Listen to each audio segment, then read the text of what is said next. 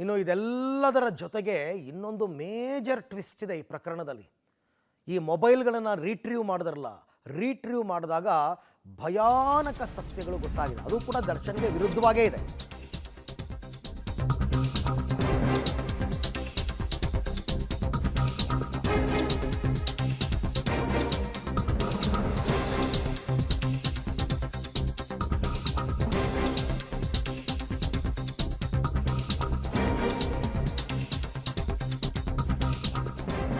So Darshan and ಗ್ಯಾಂಗ್ನಿಂದ Renukaswamy ಕೊಲೆ ಏನೋ ಆಗೋಯ್ತು.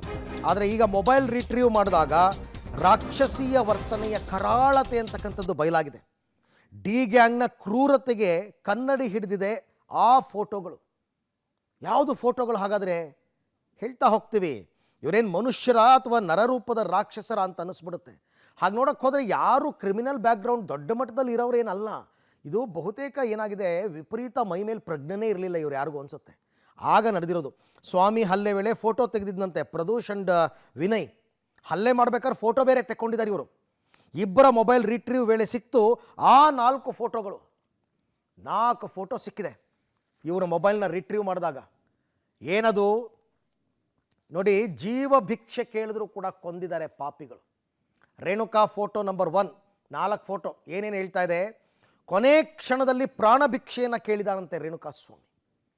ಅಂದರೆ ಇವ್ರನ್ನ ಚೆನ್ನಾಗಿ ಹೊಡೆದು ಬಡಿದು ಎಲ್ಲ ಮಾಡಿ ಅರೆಬರೆ ಜೀವ ಆದಾಗಲೂ ಕೂಡ ಆಯಿತು ನನ್ನನ್ನು ಬಿಟ್ಬಿಡ್ರಪ್ಪ ಸಾಕು, ನನಗೊಂದು ಜೀವದಾನ ಮಾಡಿ, ನಾನು ಹೆಂಗೋ ಬದುಕ್ಕೋತೀನಿ, ಮನೆಯಲ್ಲಿ ಗರ್ಭಿಣಿ ಹೆಂಡತಿ ಇದ್ದಾಳೆ, ಅಪ್ಪ ಅಮ್ಮ ಇದ್ದಾರೆ, ಕೇಳ್ಕೊಂಡಿದ್ದಾನೆ. ಅದು ಒಂದು ಮೊದಲನೇ ಫೋಟೋದಲ್ಲಿ ಗೊತ್ತಾಗ್ತಾ ಇದೆ. ಕೊನೇ ಕ್ಷಣದಲ್ಲಿ ಪ್ರಾಣ ಭಿಕ್ಷೆಯನ್ನು ಬೇಡಿದ್ದಾನೆ. ಇದು ಮೊದಲನೇ ಫೋಟೋ, ಈ ವಿನಯ್ ಮತ್ತು ಪ್ರದೋಷ್ ತೆಕ್ಕೊಂಡಿರ್ತಕ್ಕಂಥದ್ದು.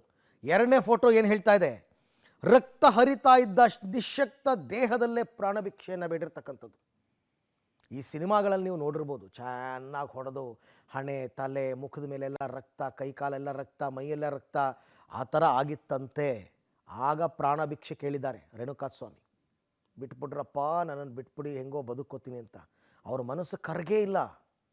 ಅದನ್ನೇ ಹೇಳಿದ್ದು ರಾಕ್ಷಸೀಯ ಕೃತ್ಯ ಅಂತ. ಇವರಿಗೆ ಮನುಷ್ಯತ್ವ ಅಂತಕ್ಕಂಥದ್ದು ಕಿಂಚಿತ್ತೂ ಇರಲಿಲ್ಲ ಅಂತ ಗೊತ್ತಾಗ್ತಾ ಇದೆ ಇದರಿಂದ. ಅಷ್ಟು ನೋಡೋಕ್ಕೆ ಹೋದರೆ ಮೊದಲೇ ಪಾಪ ತುಂಬ ಒಣಕಲು ವ್ಯಕ್ತಿ ಆತ, ಏನು ದೊಡ್ಡ ಬಾಡಿ ಬಿಲ್ಡ್ರೇನಲ್ಲ. ಆ ಒಣಕಲು ವ್ಯಕ್ತಿ ಮೇಲೆ ಈ ರೀತಿ. ಇನ್ನು ಫೋಟೋ ನಂಬರ್ 3 ಏನು ಹೇಳುತ್ತೆ ಅಂತ ನೋಡೋಣ. ಮಂಡಿಯೂರಿ ಬಿಟ್ಟು ಬಿಡಿ ಅಂತ ರೇಣುಕಾಸ್ವಾಮಿ ಕೇಳಿದ್ರಂತೆ.